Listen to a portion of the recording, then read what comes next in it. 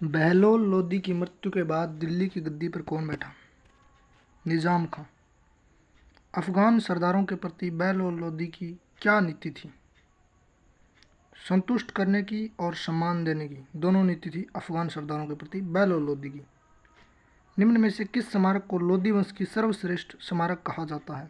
तो मोठ मस्जिद को लोदियांगी सर्वश्रेष्ठ स्मारक माने जाए। दिल्ली में स्थित मोठ मस्जिद का निर्माण कौन करवाया? सिकंदर लोदी। किस सुल्तान के काल में भारत में संगीत कला की प्रथम फारसी ग्रंथ लज्जत ए सिकंदर शाही की रचना हुई? सिकंदर लोदी के टाइम में।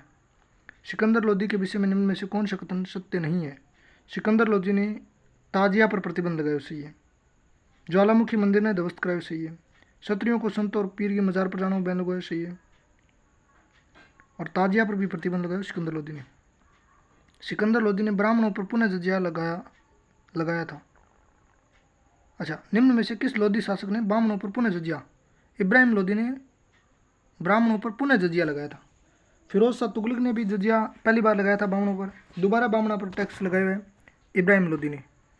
सिकंदर के काल में एक संस्कृत औषधि ग्रंथ का फारसी में किस नाम से अनुवाद किया गया था? फिरंगे सिकंदरी। सिकंदर लोदी ने 1504 में आगरा की नींव रखी थी।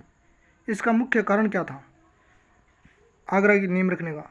तो वह इटावा, ग्वालियर और धौलपुर राज्य की जागीर एवं व्यापार पर अधिक नियंत्रण रख सके, इसलिए आगरा को बसाया था। लोदी वंश का सर्वश्रेष्ठ और शक्तिशाली शासक था सिकंदर लोदी। दिल्ली का प्रथम सुल्तान जिसने खाद्यान्न पर लगने वाले जकात नामक कर को समाप्त कर दिया था। एक खाद्यान्न पर भी जकात लाग तो वो सिकंदर लोदी बंद कर दियो। बादलगढ़ के किले का निर्माण किसने कराया था? सिकंदर लोदी ने बादलगढ़ को किला बनाया। किस स्थान पर सिकंदर लोदी की मृत्यु हुई थी? आगरा में।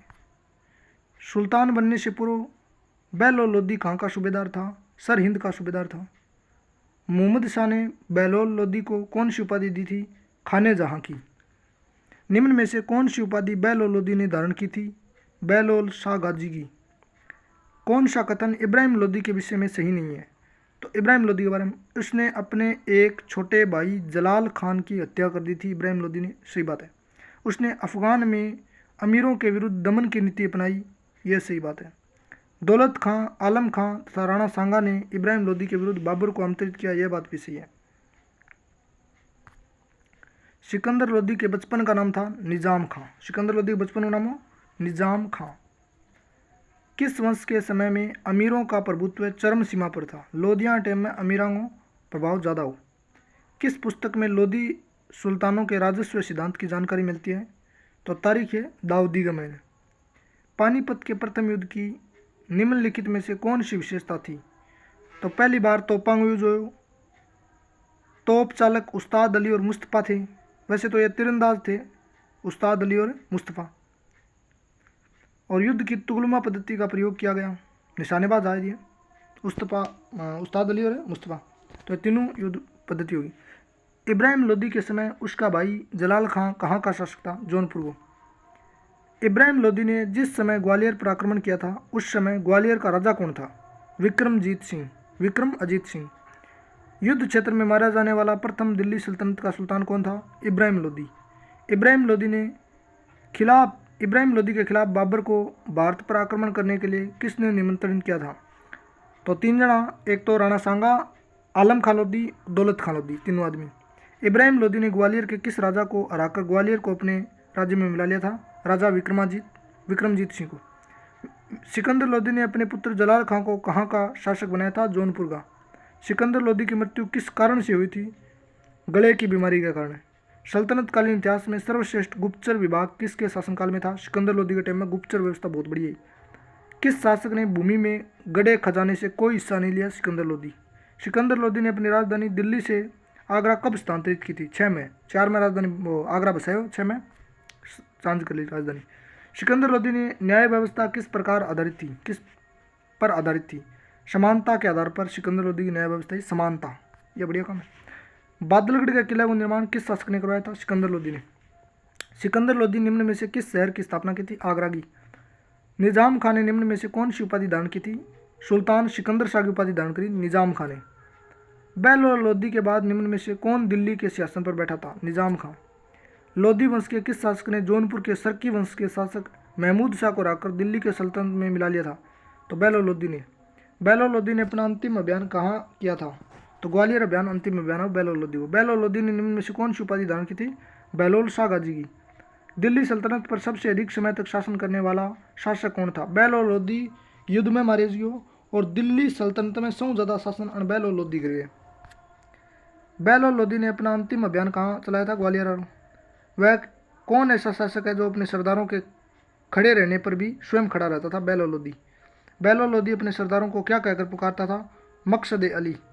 बेलोल सिक्के का प्रचलन निम्न में से किसने कराया था? बेलो लोधी ने। बेलो लोधी निम्न में से कौन सी उपाधि धारण की थी? बहलोल शाह गाजी की। दिल्ली सल्तनत पर प्रथम अफगान राज्य की स्थापना का श्रेय किसे जाता है? बेलो लोधी को। दिल्ली सल्तनत पर प्रथम अफगान राज्य बेलो लोधी ने। अच्छा, लोधी वंश का 3 ही शासक है। पहले पोत में बेलो लोधी, फिर सिकंदर लोधी, फिर आखिर में इब्राहिम लोधी। ये तीनों है, ठीक है। खिज्र खां को फिरोज शाह तुगलक ने सर्वप्रथम कहाँ का सूबेदार नियुक्त किया था? मुल्तान को। सैयद वंश के किस शासक ने सबसे अधिक समय तक शासन किया था? अलाउद्दीन ने। सैयद वंश में सबसे ज्यादा अलाउद्दीन ने शासन किया। सैयद वंश के किस शासक ने सबसे अधिक समय तक शासन किया? अलाउद्दीन। किस वंश ने दिल्ली सल्तनत में से तुर्की वंश का अंत किया? अफगान वंश ने तुर्की वंश को अंत किया। मोहम्मद शाह के पिता का क्या नाम था? फरीद खान। सैयद वंश का अंतिम शासक कौन था? अलाउद्दीन आलम शाह। मुबारक शाह के संदर्भ में गलत कथनों को छांटिए। मुबारक शाह ने शाह की उपाधि धारण करी, सही बात है। इसने अपने नाम के सिक्के चलाए थे, मुबारक शाह ने, सही बात है। मुबारक शाह के समय में पहली बार दिल्ली सल्तनत में हिंदू अमीरों का उल्लेख मिलता है, ये बात भी सही है। सैयद वंश के किस शासक की मृत्यु पर उसकी प्रजा ने काले वस्त्र धारण किए थे? खिज्र खान की मृत्यु पर काला वस्त्र धारण किया गया। मोहम्मद शाह ने बेलो लोधी को कौन सी उपाधि दी? 2 उपाधि दी, खान ए खानगी और खान ए जहांगी। मोहम्मद शाह सैयद वंश का तीसरा शासक था। उसका सलाहकार कौन था? कमाल उल मुल्क। सैयद वंश का सबसे बहादुर शासक कौन था? मुबारक शाह। मुबारक शाह ने कौन सी उपाधि दान की थी? शाह की उपाधि दान करी। खिज्र खां का उत्तराधिकारी कौन था? मुबारक शाह। खिज्र खां ने अपने सिक्कों पर किसका नाम खुदवाया था? तुगलक शासकों का। आगे बात करें, अब आती है। खिज्र खां को फिरोज शाह ने सर्वप्रथम कहाँ का सूबेदार नियुक्त किया? मुल्तान को। सैयद वंश में किस शासक को सबसे योग्यतम शासक माना गया है? मुबारक शाह को। मुबारक शाह के संदर्भ में गलत कथन को चुनिए। मुबारक शाह ने शाह की उपाधि दान करी, नाम का सिक्का चलाया, खुतबा पढ़ाया आपका नाम को। मुबारक शाह के टाइम में पहली बार दिल्ली सल्तनत में हिंदुओं का उल्लेख मिला, सी बात है। मुबारक शाह ने किस नए नगर का निर्माण करवाया था? मुबारकाबाद। सैयद वंश के किस शासक की मृत्यु पर उसकी प्रजा ने काले वस्त्र दान किए? खिज्र खां। बाबर को भारत आने पर निमंत्रण किसके द्वारा दिया गया था? बेलो लोधी, बेलो लोधी, दौलत खान लोधी ने निमंत्रण दिया था। नगरकोट का ज्वालामुखी मंदिर किसके द्वारा तोड़ाया गया था? सिकंदर लोधी। लोधी वंश के किस शासक ने आगरा को अपनी राजधानी बनाया था? सिकंदर लोधी शाह ने। दिल्ली सल्तनत का कौन से वंश का शासनकाल सबसे कम समय के लिए था? तो सैयद वंश का सबसे कम समय के लिए था। सैयद वंश का नहीं, खिलजियांग सोंगमो, लेकिन ऑप्शन में खिलजी नहीं है, तो खिलजियांग थोड़ा सा ज़्यादा हो सैयद वंश को। सब कम खिलजियांग है, खिलजियांग, हाँ सबसे कम खिलजियांग है। खिलजी ऑप्शन में नहीं तो सैयद को कर दूँगा, ठीक है। सैयद वंश का शासक बता दिया। पहला शासक है खिज्र खां। दूसरा सैयद वंश को है मुबारक शाह, तकड़ो दी हुई मुबारक शाह। 3 पर है मोहम्मद शाह, 4 पर है आलम शाह। ये सैयद वंश का 4 शासक हैं। खिज्र खां, मुबारक खां और मोहम्मद शाह और आलम शाह, ये 4 शासक वर्ड है सैयद वंश। सैयद वंश ने दिल्ली सल्तनत पर कुल कितने वर्षों तक शासन किया था? 37 साल तक। सैयद वंश ने दिल्ली सल्तनत में 37 साल राज करो। और सैयदांग चालू हो 1421 और खिलजियांग 30 साल ही रेड। सल्तनत काल में शासन करने वाले एकमात्र शिया वंश कौन थे? तो सैयद वंश आ शिया वंश का। सैयद वंश का अंतिम शासक कौन था? अभी बताया आलम शाह। मोहम्मद शाह ने बेलो लोधी को कौन सी उपाधि प्रदान की थी? तो खान ए खाना और खान ए जहांगी। मोहम्मद शाह किसको अपना पुत्र कहकर पुकारता था? बेलो लोधी को। मोहम्मद शाह ने बेलो लोधी को कौन सी उपाधि दान करी? अभी बताइए, खाने जा रहे दोनों। तारीख मुबारक शाही में किस वंश के बारे में जानकारी मिलती है? तारीख ए फिरोज मुबारक शाही में जानकारी मिला सैयद वंश की। नाम क्या है? तारीख ए मुबारक शाही में किस वंश के बारे में जानकारी मिलती है? तो सैयद वंश की। तारीख ए मुबारक शाही में हमें सैयद वंश के बारे में जानकारी मिलती है। इस पुस्तक में सैयद वंश की मुबारक शाह के कार्यों का वर्णन किया गया है। याह्या बिन अहमद सरहिंदी ने निम्न में से कौन सी किताब लिखी? तारीख ए मुबारक शाही।